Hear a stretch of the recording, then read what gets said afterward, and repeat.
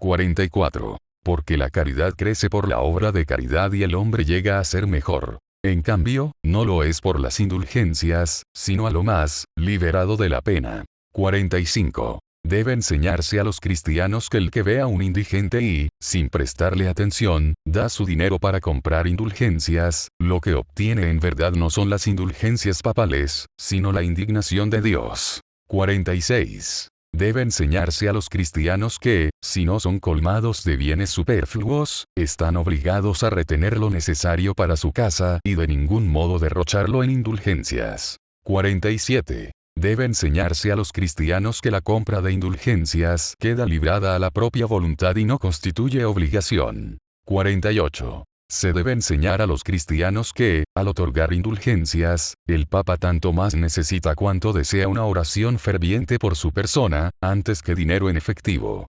49. Hay que enseñar a los cristianos que las indulgencias papales son útiles si en ellas no ponen su confianza, pero muy nocivas si, a causa de ellas, pierden el temor de Dios. 50. Debe enseñarse a los cristianos que si el Papa conociera las exacciones de los predicadores de indulgencias, preferiría que la Basílica de San Pedro se redujese a cenizas antes que construirla con la piel, la carne y los huesos de sus ovejas. 51. Debe enseñarse a los cristianos que el Papa estaría dispuesto, como es su deber, a dar de su peculio a muchísimos de aquellos a los cuales los pregoneros de indulgencias sacaron el dinero aun cuando para ello tuviera que vender la Basílica de San Pedro, si fuera menester. 52. Vana es la confianza en la salvación por medio de una carta de indulgencias, aunque el comisario y hasta el mismo Papa pusieran su misma alma como prenda. 53. Son enemigos de Cristo y del Papa los que, para predicar indulgencias, ordenan suspender por completo la predicación de la palabra de Dios en otras iglesias.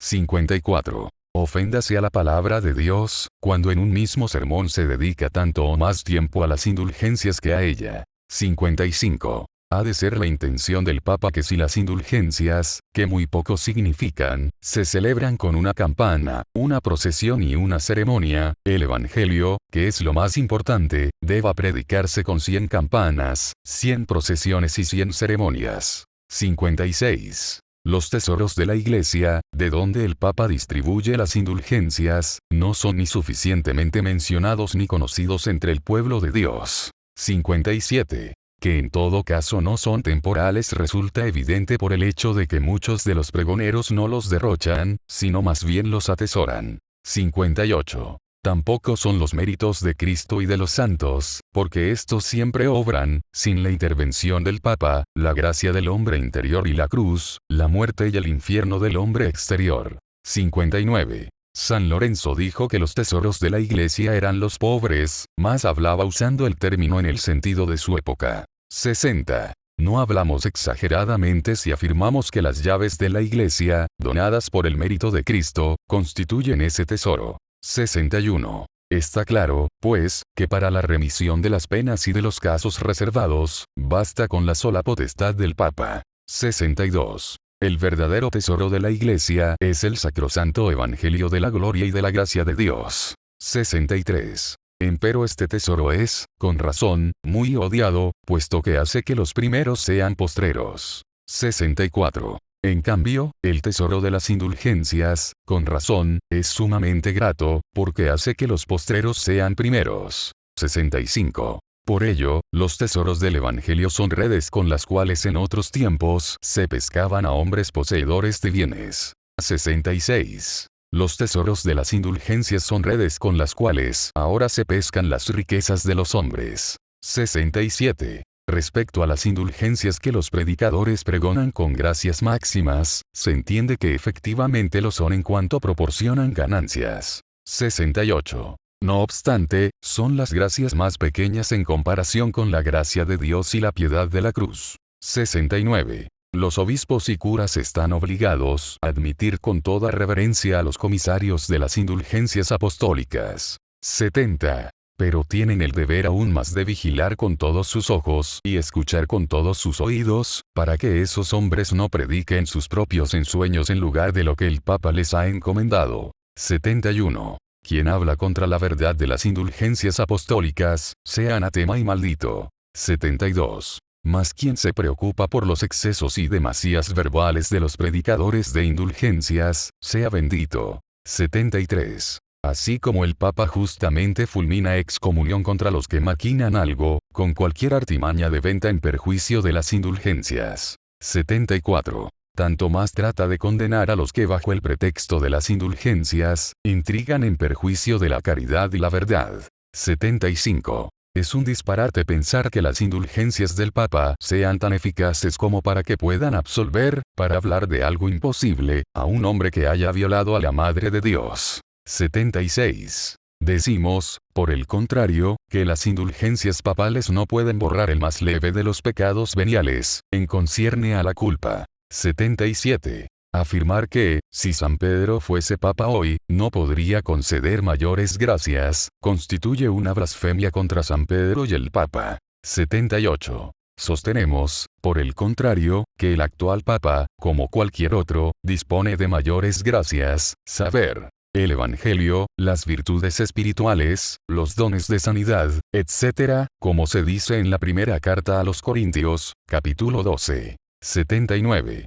Es blasfemia aseverar que la cruz con las armas papales llamativamente erecta equivale a la cruz de Cristo. 80. Tendrán que rendir cuenta los obispos, curas y teólogos, al permitir que charlas tales se propongan al pueblo. 81. Esta arbitraria predicación de indulgencias hace que ni siquiera, aun para personas cultas, resulte fácil salvar el respeto que se debe al Papa, frente a las calumnias o preguntas indudablemente sutiles de los laicos. 82. Por ejemplo, ¿por qué el Papa no vacía el purgatorio a causa de la santísima caridad y la muy apremiante necesidad de las almas, lo cual sería la más justa de todas las razones, si él redime un número infinito de almas a causa del muy miserable dinero para la construcción de la basílica, lo cual es un motivo completamente insignificante? 83. Del mismo modo, ¿por qué subsisten las misas y aniversarios por los difuntos y por qué el Papa no devuelve o permite retirar las fundaciones instituidas en beneficio de ellos, puesto que ya no es justo orar por los redimidos?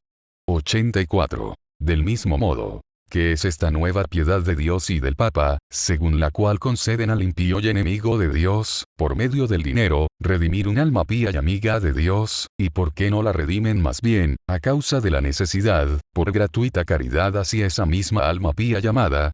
85. Del mismo modo, ¿por qué los cánones penitenciales que de hecho y por el desuso desde hace tiempo están abrogados y muertos como tales, se satisfacen no obstante hasta hoy por la concesión de indulgencias, como si estuviesen en plena vigencia?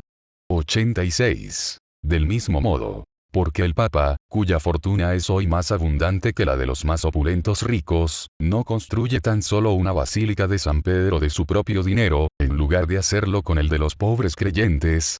87. Del mismo modo, ¿qué es lo que remite el Papa y qué participación concede a los que por una perfecta contrición tienen ya derecho a una remisión y participación plenarias?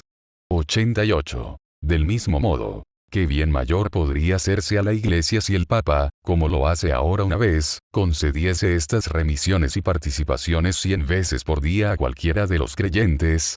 89. Dado que el Papa, por medio de sus indulgencias, busca más la salvación de las almas que el dinero, ¿por qué suspende las cartas e indulgencias ya anteriormente concedidas, si son igualmente eficaces?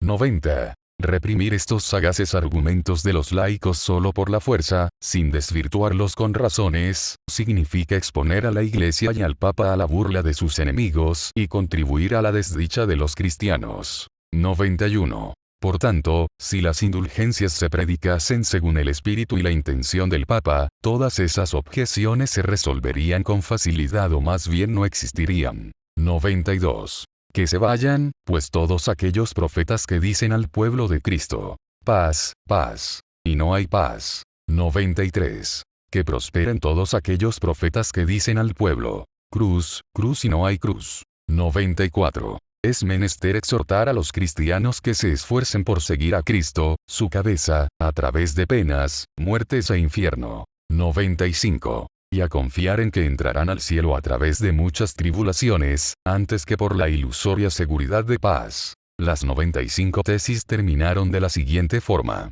por amor a la verdad y en el afán de sacarla a luz, se discutirán en Wittenberg bajo la presidencia de Martín Lutero, maestro en artes y en Sagrada Escritura y profesor ordinario de esta última disciplina en esa localidad.